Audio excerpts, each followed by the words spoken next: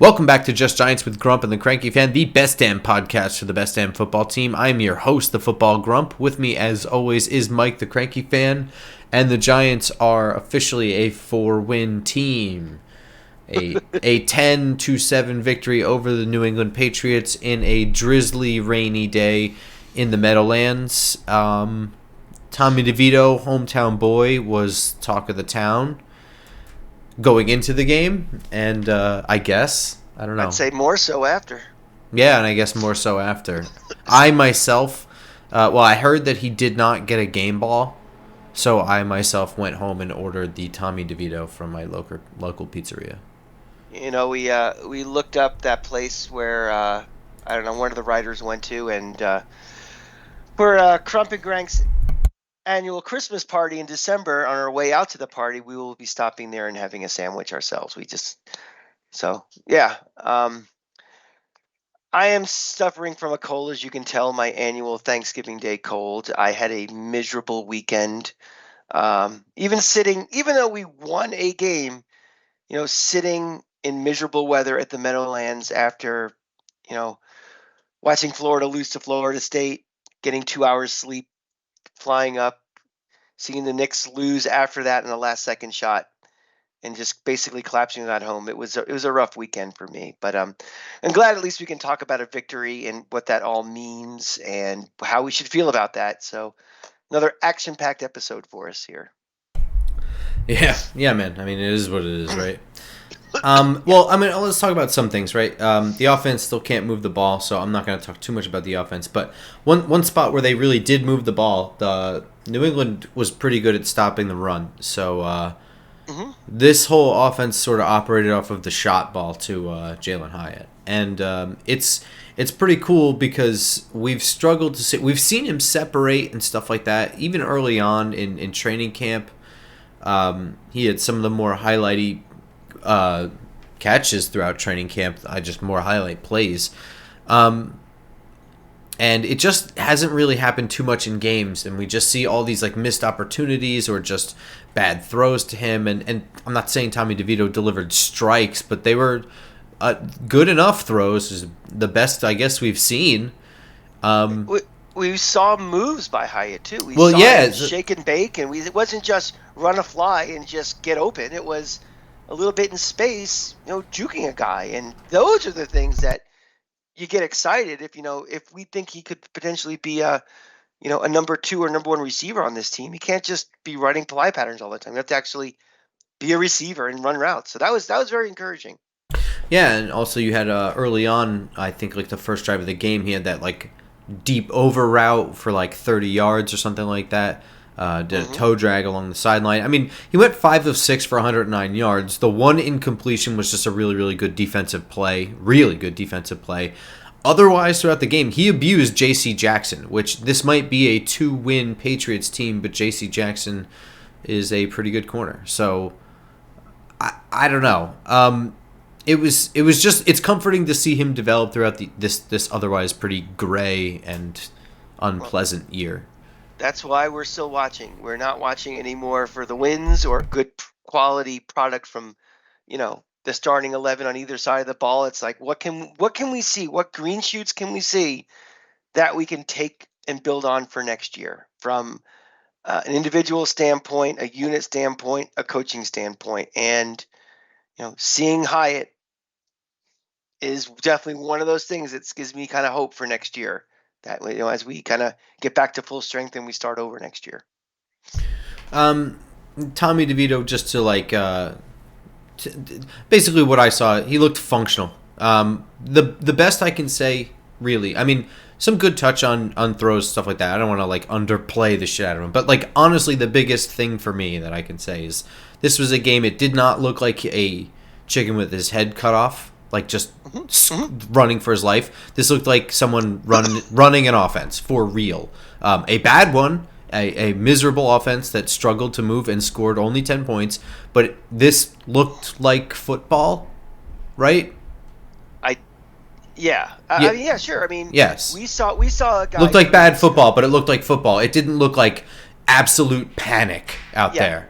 We didn't see. It's also playing a 2-win team. I'm going to get into all this. So 3 weeks ago, we saw a quarterback that we both said should not be in the NFL right now at all. And I really haven't wavered that much on it. I'll give you some numbers in a second, but at least we've seen a guy who's been practicing and preparing and a coaching staff that has simplified this enough to make him functional and make him try to be successful. They're not just running the offense and he's just miserable at it. I mean, yes, he also is dealing with a terrible offensive line right now, and you could see, even playing a 2-win team or a crappy whatever New England is, not having much time to do much of anything back there. We couldn't run the ball at all. But I know there's excitement about Tommy DeVito. It's a great story, a story that's been told to us ad nauseum. It's nice to see that he's not failing and not embarrassing himself and not, doing all that stuff. But I want to put this in perspective for anybody who's getting visions of buying a Tommy DeVito jersey or thinking that, why do we need to draft a quarterback? We have this guy. We've won 2 games with him. This Giant offense this week had 220 total yards. The team that is 32nd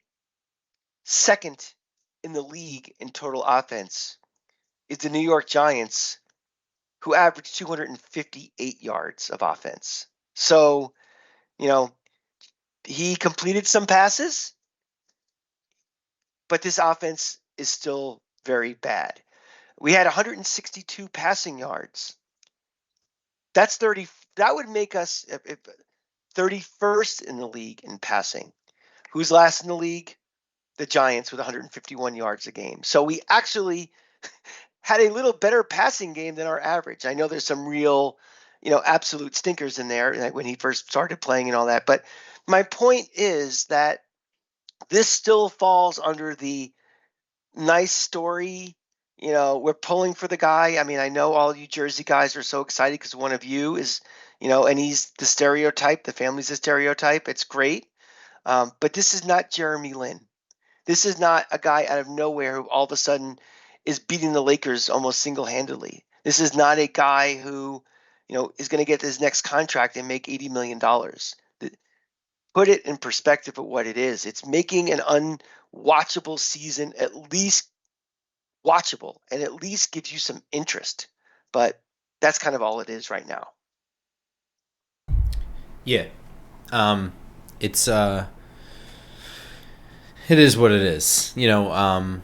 Basically. Yeah. It's still we're a bad team. It's a bad offense. It's great to be excited when it looks like a functional one.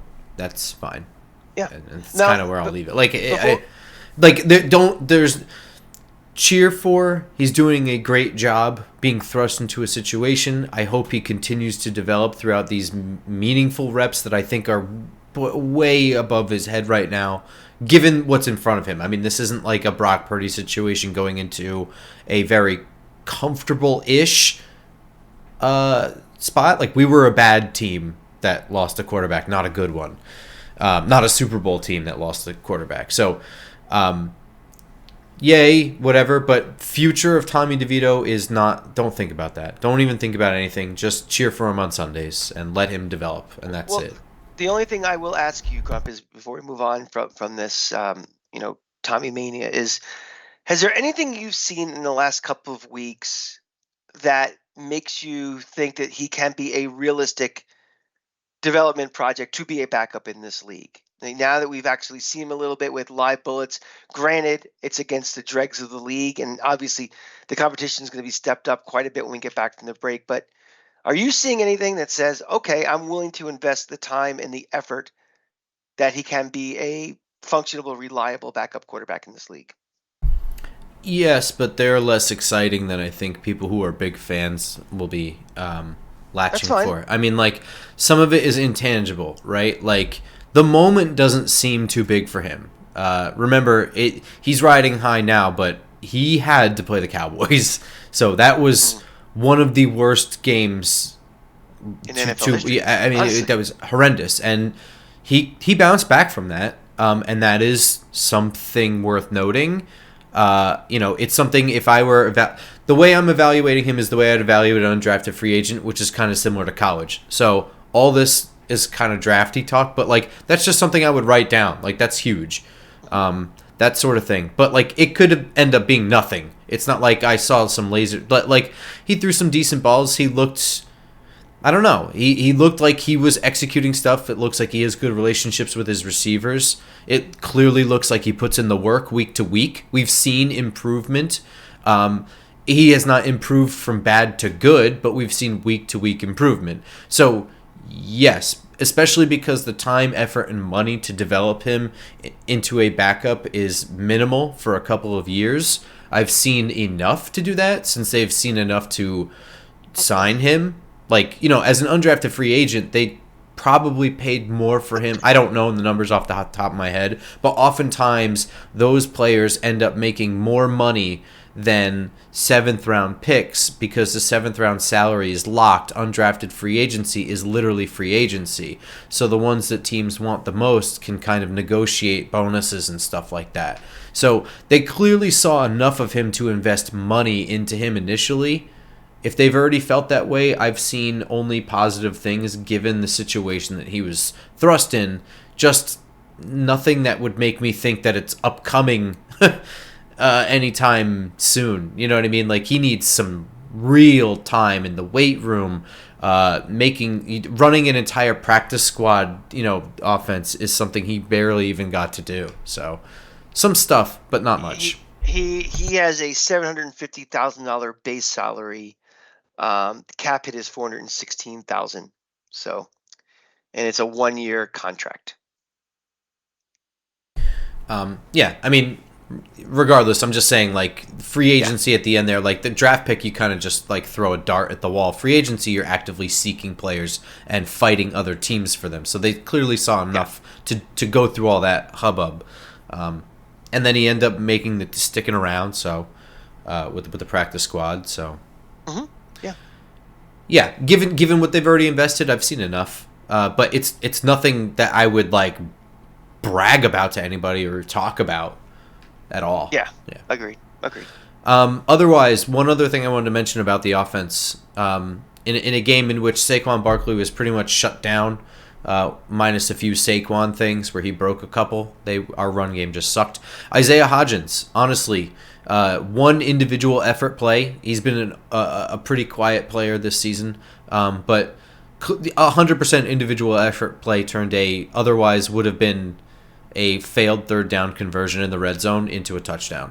Yeah, I mean, this team hasn't quit. I thought potentially they might have been showing some signs of quitting in that Dallas game, but, we said this 100,000 times on this show, and we'll continue to say that coaches and players don't tank. And they're not tanking, and they're also not quitting. So I think that's a testimony to this coaching staff and this roster. I mean, there are players that are fighting for their jobs next year. And the easiest way to not be on this roster next year is to put on film that you are not trying. And we've seen, if you look around the league, look at some of these other teams, look at some players, they are clearly not giving a shit. You can see it already, and we're not even in December yet. So, that's if you want to give a star to the coaching staff that this team is still trying and getting it together in a tough situation, I'm fine with that. Yeah, clearly. You touched on a couple of things there about coaching and tanking. One last thing before we get to both of those conversations is another really good game from Kayvon. Stats-wise was a little ho-hum, I guess, but like a game wrecker in the biggest moments. Some really, really important shoestring tackles on the edge, tackles for loss, had a half a sack. He was causing pressure the whole game. He had a very, very good game this game. He's going to get all the attention now. I mean, there was no Dexter Lawrence. Obviously, Leonard Williams is gone. He's, right now, they're circling number 5. That's who we have to stop right now. Yeah. So don't expect gaudy numbers. Don't expect tons of, Sports Center highlights. But he's now the target and he's now the focus. So whatever he can do is great. And if he can command enough attention so somebody else on the backside or whatever can make a play, so be it. So this game ended 10-7. Saw some shit in the stands that I thought was stupid. Yeah. Look, I understand the split decision on how to feel about this game. I also understand being completely entrenched in how you feel about the outcome of this game. I don't really care how you feel about the outcome of this game because it's over. I don't know what to say. Like first of all,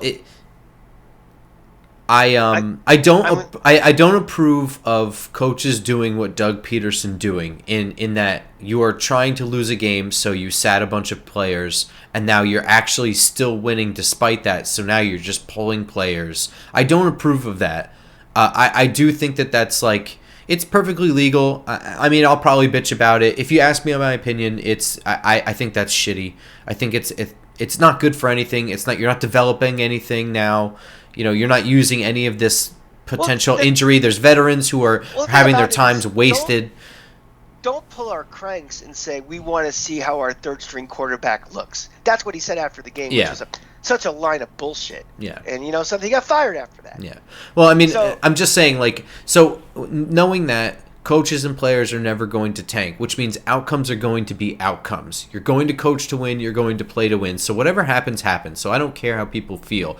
I'm also going to add that it's not as if they destroyed them in this team. The fucking other team missed a field goal. So if you're very upset about the end of this game, I don't know what to tell you. The Giants literally almost blew it. I'm not really sure we would have won in overtime. Really. Listen, here is the order of emotions I had at the end of this game. The first emotion was elated that it was not going to overtime. And that wasn't an opinion of just myself. That was an opinion of everybody around us, whether you wanted to see us win, you wanted to see us tank, you're a Patriot fan, you're the one guy back behind us who's wearing the Eagle shirt. Everybody just wanted this thing to be over. And the thought of sitting through there for possibly 10 more minutes, because the chances of either team scoring seem pretty low in that rain, in that muck, me with 3 hours sleep. So the first thought was elation. This thing's over. My second thought, as soon as it happened, I know in my brain what's best for this organization in the last year. I was happy. I gave Grump a huge high five and a hug. We won. I mean, if you are so numb and dead to the world and thinking so much of a big picture, I'll have a rant about that in a minute. But in the middle of the moment, I'm happy that we got a win. Then as we were going towards the train and heading off, off to the garden and stuff, I was like, well, that buzz, that sugar high I have kind of went off, and I was like, that's probably going to cost us some point. It's going to not maybe necessarily cost us, but it's going to potentially limit some options we might have down the line. And we don't know what's going to happen in the next 6 weeks. We don't know who's going to win, who's going to lose, but a potential tiebreaker with the Patriots just went down the wayside. So I was a little bit of a bum by that, but I didn't stay up all night worrying about it. I just, next week's another week with only the bye week, and then we'll see what happens with the outcomes of each week. Because if you're going to spend the next 7 weeks just watching the tankathon and seeing us go from 2 to 5 to 3 to 6 to 4 to 9 to 12, you're going to make yourself mental, first of all, for something we have no control over. And that's just sort of the way it is. So that's that. But the fans,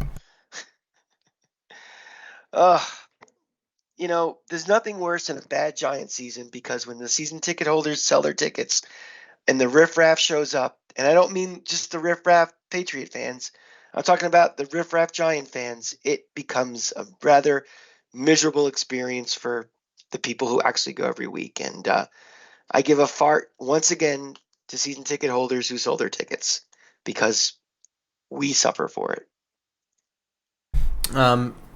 Yeah, I fully understand thinking big picture and future. I do. I am big time, big picture and future thinker. I mean, that's most of where all my draft stuff comes from. Is always thinking that like 2 or 3 years ahead. Um, so I get it, and I feel the same way. But also, if you can't be happy in the moment watching football, don't go. Just don't go. Yeah, I I wouldn't feel I wouldn't I've been in that mindset and I understand it, and in those days I don't spend $150 and go to the game and sit in the cold. I just sit at well. home and put it on and just sit in my world. I think there's a couple of things for that. The points you bring up. One, I may feel if this is week 17, like that Philly game, it's one game in 1 week. It's like, okay, I could use a loss right now. This will help things. But again, we're not even in December yet. And to play that game for 7, 8 weeks of rooting for my team to actively lose is a pretty miserable experience. But for these idiot fans around us who you said, why are they spending $150 to sit in the rain? Those are meatheads. Those are not football fans. Those are people who are more interested in tailgating, getting hammered, being the star of their own reality show, being the center of attention for their other idiot friends, so they can say the same lame jokes 12 times and have the dopey girl next to her giggle and their other meathead friend laugh at them and egg them on, just so they can wait for somebody like us to turn around and say, hey, shut the fuck up. And they're ready to go. And that makes their day so they can get in a brawl. So I don't take any of those people seriously. That's why they do it. The game itself, the outcome itself is probably eighth or ninth on their priority list. And not only did I give all those guys farts, I give them a fuck you. Um, I don't really care about that conversation anymore. So Yeah, let's move on. more interesting though. Game ball going to Wink Martindale to patch up some pregame a buzz Jay Glazer news, right? Mhm. About a fractured relationship between Wink Martindale and Brian Daboll. What do you make of all of this? Because I don't think it's nothing, right? I don't think it's nothing, but I don't think it's everything either. I think that we're coming to an interesting kind of crossroads with Brian Daboll. I think it's is he a guy that it's my way or the highway, or is it a what did Lincoln call it? A confederation of rivals or whatever when he had his um his cabinet when he was president. Um, the most important thing to me from a coaching staff is that you get buy-in from your players. They're executing what you want to do. If the little stuff like I don't want you speaking out in the media because of that, that is ego, and that is trying to exert your authority and power. And if that's something that is a priority to Brian Dable over you know what Wink Martindale is doing, because the results for this defense for all of the injuries and all the stress that's put on it by the offense really has only been with the exception of the Dallas games and the Miami game, has not been that terrible of a defense front to back considering injuries and trading key guys and again the stress of the offense and everything. So, and it seems like this defense, like I alluded to before, is not quit on this team. Now, Xavier McKinney, I think, is a potentially could be a cancer. This is not the first coaching staff where he's criticized and he's been vocal about things. So I think he's more of an anomaly than the rest of that coach defensive roster. So I think if Brian Dable is giving the olive branch out by giving him the game ball and all that stuff, maybe it's just his realization that in spite of personality differences or style differences or controlled things, that we have a pretty good defensive coordinator. And as this front office gets better talent for this defensive coordinator, and also we have a better offense that doesn't stress out this defense so much, this could be a very effective defense. So I don't think you want to lose a guy like him for this kind of stuff. And I think that's one of the steps we'll see. Man, I think you knocked that out of the park. That is so all of that. I'm going to work my way backwards. Go for it. Number one, objectively, the defense earned the game ball. We can start right there. This could be a little bit conspiracy-y, or just like a trumped up little thing here. I mean, like, legitimately, the touchdown came off of the Bobby Okereke interception. There was no offense that drove down the field and scored anything more than 3 points. They had more, yeah. Yeah, exactly. They should have lost this game. So the defense came up with 3 interceptions. They were beating the shit out of 2 quarterbacks. They confused the shit out of 2 quarterbacks. I mean, the defense won this game. The offense moved. That was roughly all that happened. So we can start there. I do think that there's an olive branch here. I think you're right that this is a crossroads moment for Brian Daboll and how he handles situations. It's certainly adversity. It is for everybody. I certainly think that it's put strain on keeping things tight in the locker room, and I would say that they've done a pretty good job. This has been a fucked up season since like literally week 1. So I know it's not December yet. So considering everything, maybe I'm forgetting something. I mean, has there been like, the only thing I can think of is the McKinney comments.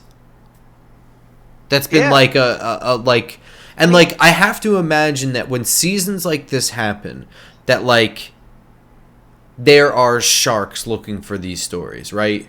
Of course, and especially in a team, in a major media market where there are always, because let's face it, if it wasn't for Tommy DeVito, and if it wasn't for stories like this, the Giants are beyond irrelevant.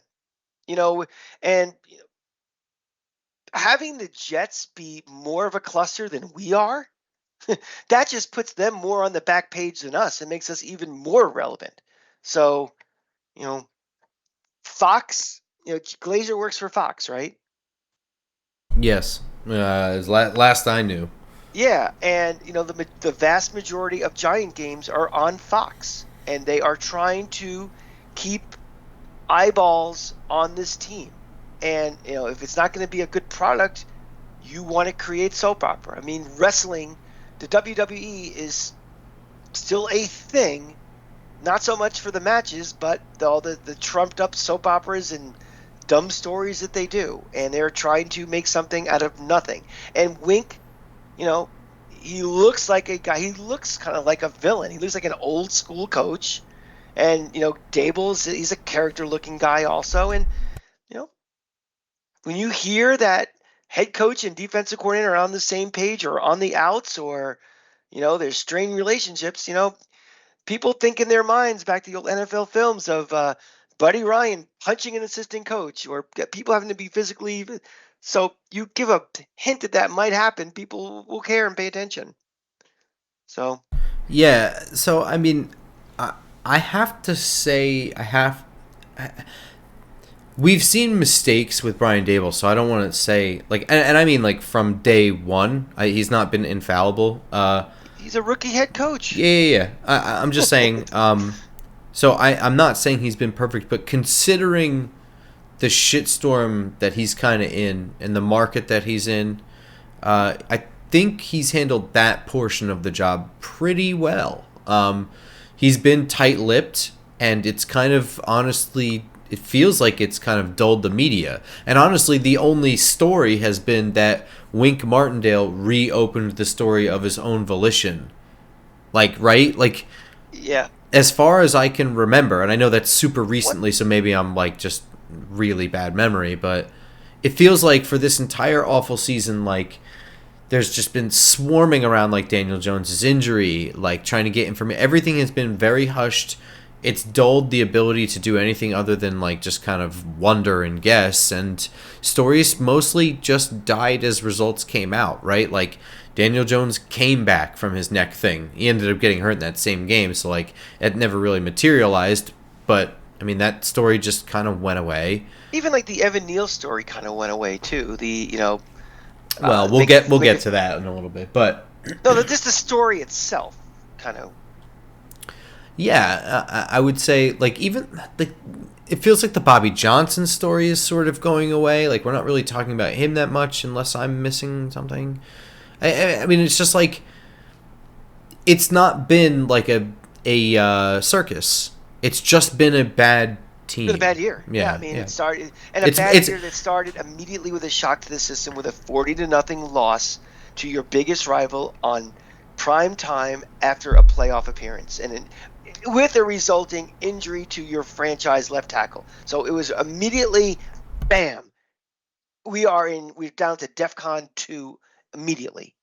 And everything piled on with injury wise and things. So this has not been like a slow boil. This has been fighting, monster forest fires literally from the get-go in this team. Yeah, honestly, what it's been is what they've been trying to make it avoid. It's been just a boring story.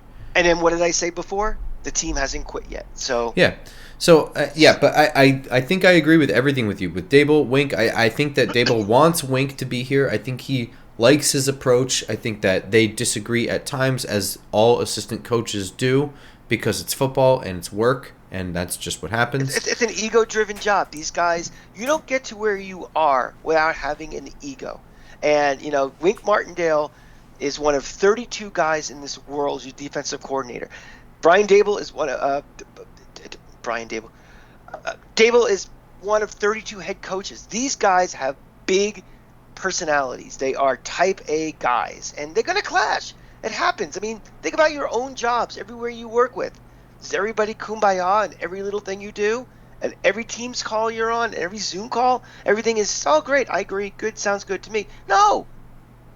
Everybody has their own opinions, their own style, their own, confidence and all that stuff. It's going to happen. The problem is in this profession, every little thing is either out in the open, or there are 25 people following it, or there's leaks and everybody knows about it. Doesn't mean anything. It just is theater. Damn, what was I going to say? How smart I am? Yeah. Okay. I mean, you're right. The other thing is, remember, Brian Daboll went outside of his wheelhouse of coaches to obtain Wink Martindale for a very high-profile position. It was one of the things I think he was. It was. I think that he wants him there. I think that maybe there's some difference in coaching styles, and that's fine. And whatever. But I mean, like, this is Brian Daboll cut his teeth on running the offense. So to go outside of his wheelhouse means that he really picked someone he trusted to run things. And I think the wait, hang on. Do we agree that the perception is that the relationship is fractured more on Wink's end than Brian Daboll's, or the other way around, or just in general? I still don't even know if the relationship is fractured. No, I'm saying the perception. Yeah. The perception. I think my perception is Daboll's nose got bent a little bit because Wink was speaking out of turn regarding the Xavier McKinney thing. And I think Daboll might have pushed back on it and maybe realized he went too far in that direction, is pushing back. I don't think it's a Wink thing. I think it's more of a Daboll thing. And I think that might be someone that's still learning the job of being a head coach and a CEO of a team. That's my perception of it. Yeah, I'm not sure. It could be. And let's put it this way too. Coordinators get fired during midseason. Yeah. We had the whole thing with the offensive line coach a couple of years ago getting fired midseason. I mean, changes can be made if something is unattainable, or not just for performance, or just this is not going to work anymore. Cords are cut. I mean, this is a team that's going. We're not going to impact the playoffs this year. If it's an unresolvable situation, you just fire his ass. That's it. Move on. They're not doing that. Yeah. I will add that the story is not really closed on this. Obviously, the end of the season has to happen, but also like it sort of happened like yesterday, kind of. So I'm saying that this is kind of like, oh, it's no big deal. It's over. Gave him the game ball, and like it's been like all of 24 hours. So we've got to wait. Most importantly, towards the end of the season, see if anyone gets fired, see if anything else happens, but at least give the story like a week. Let's get through another game before. Yeah. If you want to bookmark this now and clip it for later, my guess is that Wink will be the defensive coordinator in 2024. How do you feel about that? Fine. I think he's a good defensive coordinator. I think if we keep getting more talent, I think he'll be more effective. And I think and also if I think if the offense is better and doesn't make the defense be on the field for 40 minutes a game and always playing from behind, all that stuff, the defense will be better. This is a defense that is opportunistic, and it feasts off quarterbacks that are having to throw a lot and to go pin their ears back and go get him, confuse him and go get him. So this team has not been situated for them to be successful. I think having more talent and being put in better positions will make this defense even better. The other thing I was going to say is they actively drafted like players that fit specifically into his defense, like a lot of them. So it's they clearly want him here. And doing that also after year one. And I don't think all of a sudden Wink Martindale developed a new personality trait that gets under Daboll's skin. I think we knew what he had getting him in there, and they've worked together for 2 years now. And I think this is something just maybe went a tad more public than they wanted to. But you're right. They're drafting to fit his system. This is the family whose argument got loud enough for the neighbor to hear. Let's not be these suburban housewives and chatter a town about it. The Real Housewives of East Rutherford, New Jersey. Yeah, you know what? Mommy and Daddy had a little fight. It's okay. They worked it out. Let's move on. That's kind of how I want it to happen. That's how I hope it goes, and this marriage continues into next year because they've invested resources into Wink's defense. I respect Wink's defense in this age of the NFL. I think it's the way you kind of have to do. I think sitting back allows for games that go up 40 plus. And I think you got to kind of generate things. You've got to make them uncomfortable. So I like it. He's not perfect, certainly not perfect, but I think that this is a nice staff that I would like to grow together. So this defense has been very good against teams that are not very good, and bad defenses let bad offenses be successful, and we don't let that. I mean, look what we did against a team like Buffalo. They ended up firing their offensive coordinator. Look what we've done against teams that should not be scoring and pulling up tons of yards are not doing that against us, and that is something that bad defenses don't do. Last thing before we go, Joe Shane press conference answered some questions about Daniel Jones. Also, I guess he said that Evan Neal needs to play better. I think that's obvious. Thanks. Regarding Daniel Jones, he said the expectation is that when he's healthy, he's the starter. But he kind of left the door open to, everything, every single option. And, draft otherwise, he, says it has to do with the injury timeline and the injury uncertainty, and that all makes sense. But also they just need to do it anyway to upgrade for longevity, etc. There's a lot of things going on here. I don't think any of that's news. I think that's right? Like we've said this already. Like financially they're tied to him. It doesn't make sense if you have the situation, especially if you have what might be another bad team next year. You don't know, since we clearly thought we were a better team than we were. There's no reason to throw a green rookie out there if you are literally financially stuck with Daniel Jones. If he's ready to go health-wise, which he may not be, but if he's ready to go, let's say week 4 or something like that, and you got to just get through the first 4 games, you can do that. But shelter him a little bit. Let him grow. He's in the situation that he's in. I don't know. That's how I feel. I think it worked well for Patrick Mahomes. That's all I'm saying. We are all assuming something we don't know for sure. And the question is, does this organization even want to draft another quarterback? We don't know what Joe Schoen really thinks of Daniel Jones. We don't know what Brian Daboll really thinks of Daniel Jones. We don't know what the mayors really think about Daniel Jones. If they decide that, something, it's in the best interest of this organization, that Daniel Jones is our guy, we are better suited taking high draft picks and working on the offensive line, getting an elite wide receiver, getting elite defensive guys. They're going to do it. There's no assumption that they want to get out of that contract.